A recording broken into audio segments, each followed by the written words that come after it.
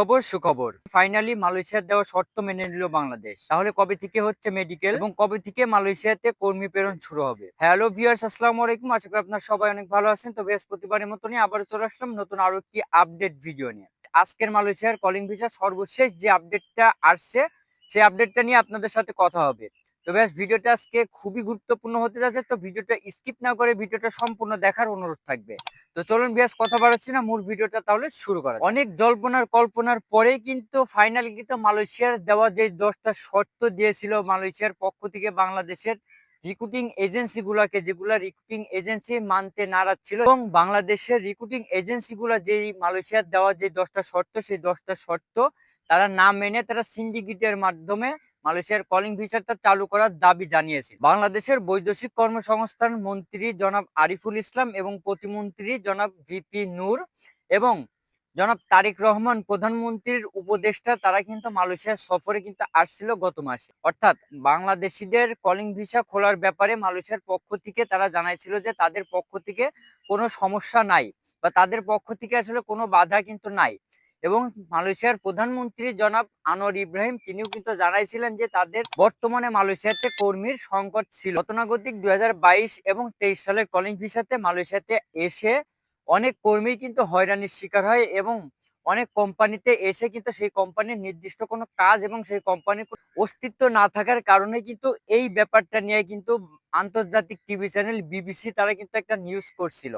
আর সেই নিউজটার জন্যই কিন্তু মালয়েশিয়ার পক্ষ থেকে, মালয়েশিয়ার স্বরাষ্ট্র মন্ত্রণালয়ের পক্ষ থেকে তারা জানাইছিল যে মালয়েশিয়া যে সকল দেশ থেকে কর্মী নিয়ে থাকে, মালয়েশিয়া যে সকল সোর্স কান্ট্রি গুলো আছে, যেমন বাংলাদেশ, নেপাল, ভুটান, ইন্দোনেশিয়া, ইন্ডিয়া, এই সকল দেশ থেকে তারা কর্মী নেওয়ার ক্ষেত্রে তাদের 10টা করে শর্ত জুড়ে দিয়েছিল। যে মালয়েশিয়াতে এখন থেকে কর্মী পাঠাতে হলে মালয়েশিয়ার দেওয়া এই 10টি শর্ত মেনে তারপরে মালয়েশিয়াতে কর্মী প্রেরণ করতে হবে। তো সেই প্রেক্ষিতে কিন্তু 2025 সালে যে কলিং ভিসাটা চালু হয়েছিল এবং গতানুগতিক 2026 সালে যে কলিং ভিসাটা বর্তমানে চলমান আছে, সেই কলিং ভিসাতে কিন্তু নেপাল, ইন্ডিয়া, ভুটান এবং ইন্দোনেশিয়া এবং পাকিস্তান, তারা কিন্তু এই 10টা শর্ত মেনে কিন্তু তারা কর্মী মালয়েশিয়াতে বর্তমানে কিন্তু পাঠাচ্ছে। এবং বাংলাদেশিদের যে সেম 10টা শর্তই দিয়েছে, বাইরের সদস্য যারা আছেন এবং বিশেষজ্ঞ যারা আছেন, তারা জানাইছিল যে তারা এই 10টা শর্ত মানার পসিবিলিটি নাই। তার কারণেই কিন্তু দীর্ঘদিন ধরেই কিন্তু মালয়েশিয়ার কলিং ভিসাটা বাংলাদেশিদের জন্য কিন্তু বন্ধ আছে। ফাইনালি কিন্তু আজকে সকালের দিকে মালয়েশিয়ার কলিং ভিসাটা নিয়ে এবং মালয়েশিয়ার দেওয়া যে 10টা শর্ত, সেই শর্তটা মেনে মালয়েশিয়ার কার্যক্রম অতি দ্রুতই শুরু হতে যাচ্ছে। এই ব্যাপারটা ডিক্লেয়ার করেছেন বাংলাদেশের বৈদেশিক কর্মসংস্থান মন্ত্রণালয়ের মন্ত্রী জনাব আরিফুল ইসলাম এবং ভিপি নূর। বর্তমানে এই খবরটি একদম গরম খবর মালয়েশিয়ার কলিং ভিসার। আবার এই সুখবরটার ভিতরে কিন্তু একটা দুঃখেরও খবর আছে। সেই দুঃখের খবরটা কি? সেটা হচ্ছে, আপনারা সবাই অবগত আছেন যে মালয়েশিয়াতে কর্মী প্রেরণের যে 10টা শর্ত, সেই 10টা শর্ত সহ বাংলাদেশের 200টা রিক্রুটিং এজেন্সি কিন্তু আছে। এবং বাদ বাকি যেসব রিক্রুটিং এজেন্সি গুলো আছে, তারা সিন্ডিকেটের মাধ্যমে মালয়েশিয়াতে কর্মী প্রেরণ করবে, এটা বলেই আর কিন্তু সম্মতি জানিয়েছেন। এখন কথা হচ্ছে যে সিন্ডিকেটটা আসলে কিভাবে তারা খুলবে, সেটা হচ্ছে যে তারা জানাইছে যে বিএমএটি, অর্থাৎ মালয়েশিয়াতে আহ প্রবেশ করতে হলে আপনাকে যে বিএমএটি ক্লিয়ারেন্স নেওয়া লাগে, সেই বিএমএটি ক্লিয়ারেন্সে থাকবে বাইরের সদস্যদের একটা পক্ষ বা এজেন্সির একটা পক্ষ, আর যেই 200টা রিক্রুটিং এজেন্সি যারা আছে মালয়েশিয়ার দেওয়া শর্ত মেনে যারা কর্মী মালয়েশিয়াতে পাঠাবে, তারা হচ্ছে এক পক্ষ।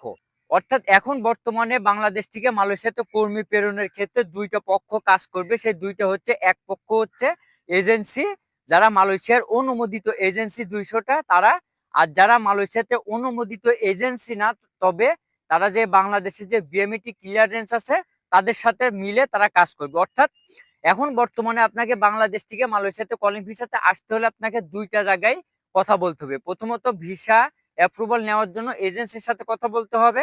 দ্বিতীয়ত হচ্ছে, আপনার বাংলাদেশ থেকে ক্লিয়ারেন্স নিতে হলে, যাবতীয় ডকুমেন্ট আপনাকে নিতে হলে অবশ্যই আপনাকে বিএমইটি যে ক্লিয়ারেন্সের যে তারা যে একটা ভাগ আছে, সেখানে কিন্তু তাদের সাথে আপনাদের যোগাযোগ করতে হবে। তো এইটার জন্য কিন্তু প্রবাসীদের একটা সমস্যা হবে। গতানুগতিক 2022-23 সালে কলিং ভিসাতে যে সরকারি রেটটা যেটা ছিল ৬৯,৯৭৬ টাকা, সেইটার পরিবর্তেও কিন্তু আমরা অনেক বেশি টাকা দিয়ে কিন্তু মালয়েশিয়াতে কিন্তু আসছিলাম। প্রায় ৫ লক্ষ, ৫.৫ লক্ষ টাকা দিয়ে কিন্তু আসছিলাম। তবে এবার 2026 সালে যে সিন্ডিকেটটা হচ্ছে এবং যে দুইটা পক্ষ হচ্ছে, এইটার প্রেক্ষিতে হয়তোবা মালয়েশিয়াতে এবার আসতে হলে 2026 সালে 6 লক্ষ থেকে 6.5 লক্ষ টাকা পর্যন্ত কিন্তু ডিমান্ড করতে পারে। তো বেশ আপনারা অনেকে অপেক্ষা করতেছিলেন যে এই নিউজটার জন্য, যে মালয়েশিয়ার কলিং ভিসাটা কবে খুলবে বা মালয়েশিয়ার কলিং ভিসার যেই শর্তগুলো দিয়েছে সেই শর্তগুলো কবে মানবে। তো এখন বর্তমানে যেটুকু ডিক্লেয়ার হয়েছে সেটা হচ্ছে তারা শর্ত মেনে নিয়েছে এবং আপনারা সবাই অবগত, একটা প্রতিনিধি দল বাংলাদেশ সফরে যাচ্ছে আগামী ঈদের পরে। তারা ঘোষণা দিয়েছে যে 28 হয়তোবা 29 তারিখে তারা যাবে, কিন্তু 28 এবং 29 তারিখ 27 তারিখের দিকে ঈদ আছে, ঈদের পরবর্তী সময়, অর্থাৎ তাহলে বোঝা যাচ্ছে যে ঈদের পরবর্তী সময়তে মালয়েশিয়ার একটা প্রতিনিধি দল বাংলাদেশ সফরে যাচ্ছে এবং তারা যে শর্তগুলো মেনে নিয়েছে এবং সকল কার্যক্রম ইনশাল্লাহ ঈদের পর থেকে ইনশাল্লাহ শুরু হয়ে যাবে। সম্ভাবনা তারিখ আছে 1 জুন থেকে, সবচাইতে বেশি সম্ভাবনা আছে মালয়েশিয়ার পর্যায়ক্রমে যে কার্যক্রমগুলো আছে অ্যাপ্রুভাল থেকে শুরু করে মেডিকেল সকল কার্যক্রম ঈদের পরে ইনশাল্লাহ চালু হয়ে যাবে। তো ব্যাস আজকের ভিডিওটা এ পর্যন্তই ছিল। যদি ভিডিওটা ভালো লেগে থাকে তো অবশ্যই চ্যানেলটি সাবস্ক্রাইব করবেন এবং পাশে আসা বেল আইকনটি প্রেস করে দিবেন, যাতে পরবর্তী মালয়েশিয়ার নিত্য নতুন আপডেট ভিডিও সবার আগে পৌঁছে যায় আপনার কাছে। সে পর্যন্ত ভালো থাকবেন, সুস্থ থাকবেন। আসসালামু আলাইকুম।